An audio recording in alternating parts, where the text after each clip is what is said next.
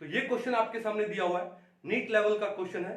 पहले एक बार वीडियो को पॉज कीजिए और पॉज करने के बाद इसको सोल्व करके देखो। चलिए अभी हम लोग सोल्व करें।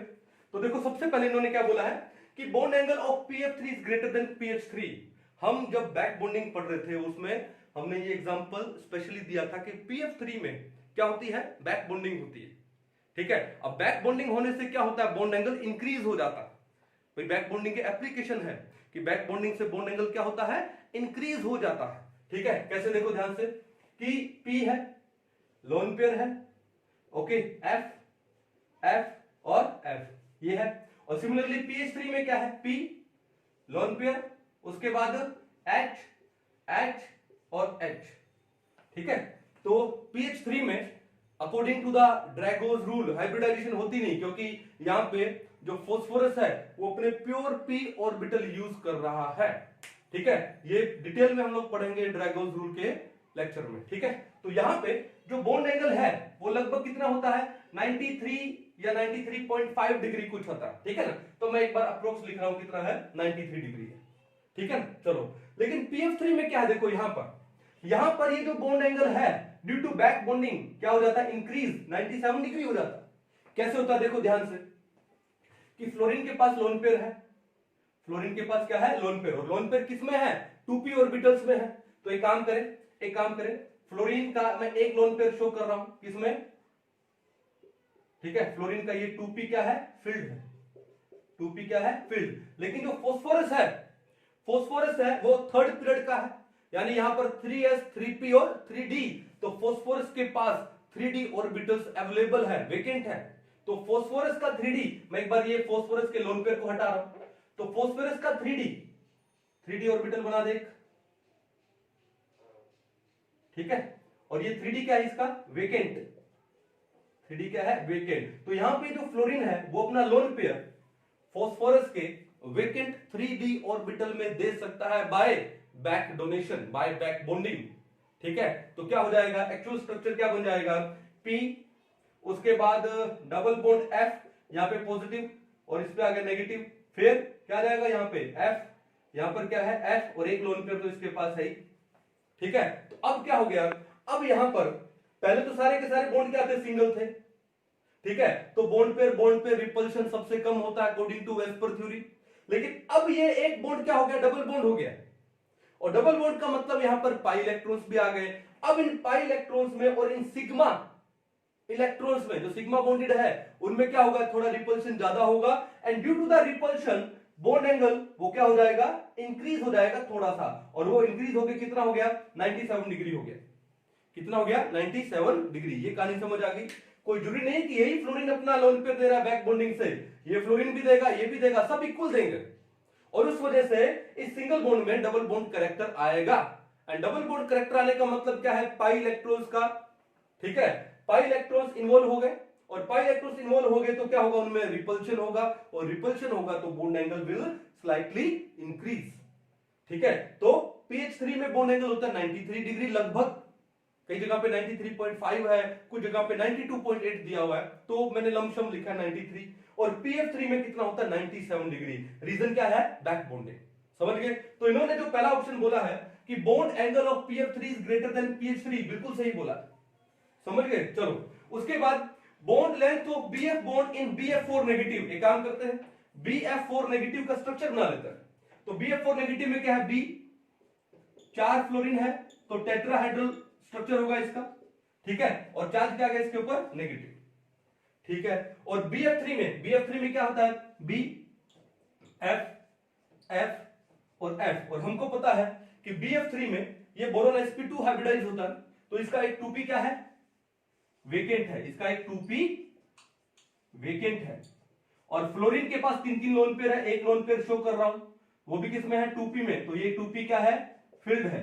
तो BF3 में क्या होती है, बैक बॉन्डिंग होती है। तो इस फ्लोरीन ने अपना लोन पेयर किसको दे दिया, बोरोन के वेकेंट 2p ऑर्बिटल में दे दिया। तो कौन सी बैक बॉन्डिंग हुई, 2p पाई 2p पाई 2p पाई 2p पाई। ठीक है, अब बैक बॉन्डिंग से हमने क्या पढ़ा था, बैक बॉन्डिंग से एक तो बॉन्ड एंगल कम होता है, दूसरा बॉन्ड लेंथ भी कम होती है, क्योंकि बॉन्ड स्ट्रेंथ इंक्रीज होती है। पहले ये बॉन्ड सिंगल था, अब इस बॉन्ड में क्या आ गया, डबल बॉन्ड कैरेक्टर आया है। क्योंकि डबल बॉन्ड कैरेक्टर क्यों बोल रहा हूं, क्योंकि ये नहीं है कि यही फ्लोरीन देने वाला है, तीनों फ्लोरीन देंगे, इक्वली देंगे, ठीक है। तो बॉन्ड क्या जाएगा, सिंगल से बढ़ जाएगा थोड़ा सा, यानी 1.25 समथिंग कुछ ऐसा हो जाएगा। तो उससे क्या हो जाएगा, डबल बॉन्ड कैरेक्टर आ गया, ओके। यानी बॉन्ड ऑर्डर इंक्रीज हुआ, और जब बॉन्ड ऑर्डर इंक्रीज होता है तो बॉन्ड स्ट्रेंथ वो भी क्या होती है, इंक्रीज होती है, ठीक है। और बॉन्ड ऑर्डर इंक्रीज होने से बॉन्ड लेंथ क्या होती है, डिक्रीज होती है। Why, because bond order is inversely proportional to bond length. MOT में पढ़ा हम लोगों ने। अब यहां पर क्या है, BF4 नेगेटिव में सारे के सारे बॉन्ड क्या है, सिंगल है, सारे के सारे, क्योंकि यहां पे बोरोन का ऑक्टेट क्या हो गया, कंप्लीट हो गया, 4 बॉन्ड बना लिया, 8 इलेक्ट्रॉन, ऑक्टेट इज कंप्लीटेड, ठीक है। तो ये बॉन्ड क्या है, प्योर सिंगल है। बट BF3 में ये बॉन्ड प्योर सिंगल नहीं है, it has double bond character due to back bonding, 2p pi back donation हो रहा है यहां पे। तो उससे क्या हो जाएगा, बॉन्ड ऑर्डर डिक्रीज हो जाएगा, बॉन्ड लेंथ कम हो जाएगी। तो क्वेश्चन क्या है कि bond length of BF bond in BF4 negative is greater than BF3। अगर मैं बॉन्ड लेंथ की बात करूं तो बिल्कुल सही बोला इन्होंने कि BF4 नेगेटिव की जो बॉन्ड लेंथ है, सिंगल बॉन्ड, एक सिंगल बॉन्ड की बॉन्ड लेंथ है, एक पार्शियल डबल बॉन्ड कैरेक्टर वाले बॉन्ड लेंथ से क्या होती है, ज्यादा होती है। तो ऑप्शन नंबर 2 हमारा क्या है, बिल्कुल सही है। क्लियर है। अब देखो इस टाइप के एग्जाम में क्वेश्चन आते हैं जहां पे एक ऑप्शन ऑल ऑफ दीज हो और उसमें 2 ऑप्शन करेक्ट आ जाए, तो समझ जाना चाहिए आंसर क्या होगा, ऑप्शन नंबर 4 होगा।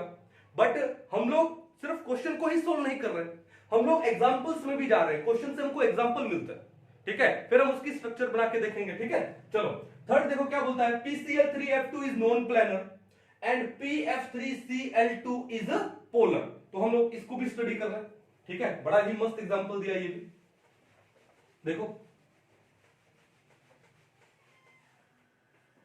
क्या बोला इन्होंने, PCl3F2 एक काम कर इसका स्ट्रक्चर बना लेते हैं। तो यहां पे सेंट्रल एटम कौन होगा, फास्फोरस होगा, कौन होगा, फास्फोरस, ठीक है। अब बात यह है कि एक तो क्लोरीन लगे हैं और एक फ्लोरीन लगा है। अब फ्लोरीन का इलेक्ट्रोनेगेटिविटी होता है ज्यादा, ठीक है। अब इलेक्ट्रोनेगेटिविटी ज्यादा, साथ में क्या है, लोन पेयर भी है। फ्लोरीन के हर एक फ्लोरीन के पास 3-3 लोन पेयर है और क्लोरीन के पास भी 3-3 लोन पेयर है, ठीक है। तो एक काम करते हैं, जो फ्लोरीन है उसको हम लोग एडजस्ट करेंगे कहां पे, एक्सियल पोजीशन पे, ताकि क्या हो, एक दूसरे से दूर दूर, ताकि जो बॉन्ड एंगल जो आएगा, ताकि जो क्या आएगी, हिंड्रेंस आएगी, वो कम आएगी। ये बात क्लियर है। फिर एक प्रॉब्लम और भी है, प्रॉब्लम यह है कि सर क्लोरीन का साइज बड़ा होता है, क्लोरीन का क्या होता है, साइज बड़ा होता है।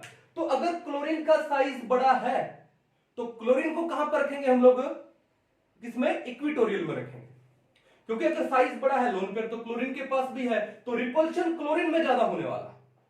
रिपल्शन किसमें ज्यादा होने वाला है, क्लोरीन में। और जिसमें रिपल्शन ज्यादा होता है वहां पर हम लोग बॉन्ड एंगल ज्यादा रखते हैं, ठीक है। तो एक काम करें, इन 3 क्लोरीन को हम लोग इक्विटोरियल में डाल देते हैं। कैसे, एक क्लोरीन ये रहा, एक ये रहा, एक ये रहा। अब इक्विटोरियल में डालने से क्या हुआ, बॉन्ड एंगल हो गया यहां पर कितना, 120 डिग्री, ओके। अब फ्लोरीन है, उसका साइज क्लोरीन के कंपैरेटिवली तो क्या है, छोटा है, ठीक है। तो छोटा है तो उससे क्या, रिपल्शन थोड़ा सा कम होगा भाई, एज कंपेयर टू क्लोरीन। तो उसको हम लोग कहां पे एडजस्ट कर दें, हम उसको एडजस्ट कर दें कहां पे, एक्सियल पे। हमने उसको एडजस्ट कर दिया कहां पे, एक्सियल। खाली समझ आ गई। तो ये स्ट्रक्चर बन गया किसका, PCl3F2। अब बात ये, क्वेश्चन क्या बोला है कि PCl3F2 इज नॉन प्लेनर, ये नॉन प्लेनर है, फैक्ट है भाई। भाई अगर मैं सिर्फ PCl3 की बात करता यहां पर इन 2 फ्लोरीन को हटा के, तो वो तो एक प्लेन में है, ट्रिगनल प्लेनर, लेकिन 2 फ्लोरीन का है, एक्सियल में है। तो इसका अगर मैं स्ट्रक्चर बोलूं वो कैसा होगा, क्या होगा, ट्रिगनल बाई पिरामिडल। क्या होगा, ट्रिगनल बाई पिरामिडल। अब जो ट्रिगनल बाई पिरामिडल है तो भैया वो तो क्या है, वो तो 3D है। और sp2 प्लेनर होने का मतलब क्या होता है, प्लेनर होने का मतलब 2D, लेकिन नॉन प्लेनर का मतलब क्या हो जाएगा, 3D। तो भैया sp3d2 हाइब्रिडाइजेशन है इसमें, 1 2 3 4 5 का मतलब sp3d2 हाइब्रिडाइजेशन है, लिख देता हूं मैं। और ये क्या होती है, 3 डायमेंशन होती है। 3 डायमेंशन बोले तो नॉन प्लेनर। तो बिल्कुल सही बोला है, PCl3F2 क्या होता है, नॉन प्लेनर होता है, ठीक है। वहां पे फ्लोरीन है, एक्सियल पोजीशन पे है, और क्लोरीन है, तीनों वो कहां पर है, इक्विटोरियल पोजीशन पे है। क्लियर। फिर दूसरा क्या बोला इन्होंने, and PF3Cl2 is polar. PF3Cl2, diagram बनाए इसका, PF3Cl2। अब हुआ कुछ नहीं, इस एग्जांपल में देखो दो फ्लोरीन थे, तो एक फ्लोरीन इंक्रीज कर दिया और एक क्लोरीन कम कर दिया। तो करना क्या है, कुछ नहीं करना, आपके पास जो PCl3F2 में एक क्लोरीन को हटा के वहां पे फ्लोरीन लगा दो, एक क्लोरीन को हटा के वहां पे फ्लोरीन, तो इसका स्ट्रक्चर क्या बन जाएगा, PFClClFF,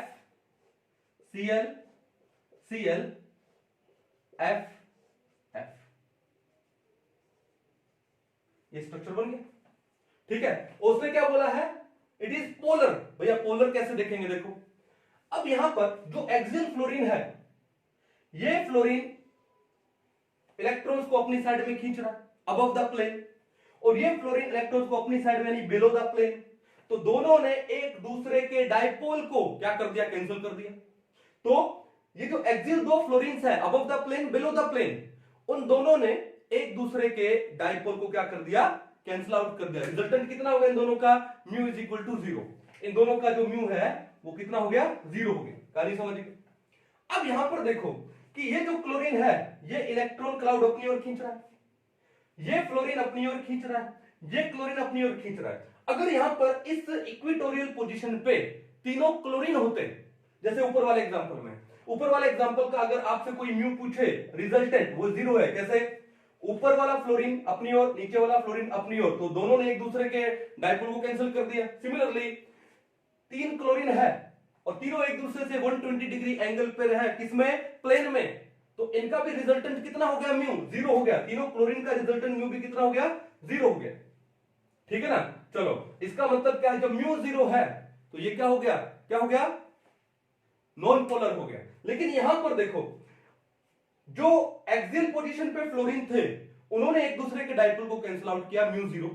लेकिन जो इक्वेटोरियल पे एक फ्लोरीन है और दो क्लोरीन है, ठीक है, तो क्या होगा कि ये फ्लोरीन अपनी साइड में खींच रहा है, ये क्लोरीन अपनी साइड में खींच रहा है, तो इस साइड जो डायपोल है वो क्या आएगा, ज्यादा आएगा, और इस क्लोरीन के साइड में डायपोल क्या आएगा, कम आएगा। तो जो रिजल्टेंट डायपोल है, रिजल्टेंट वो कहां आएगा, in the direction of fluorine, यानी इस साइड में आएगा। इसका मतलब इसका जो म्यू है इट इज नॉन जीरो, और जिनका म्यू नॉन जीरो होता है वो क्या होते हैं, पोलर होते हैं।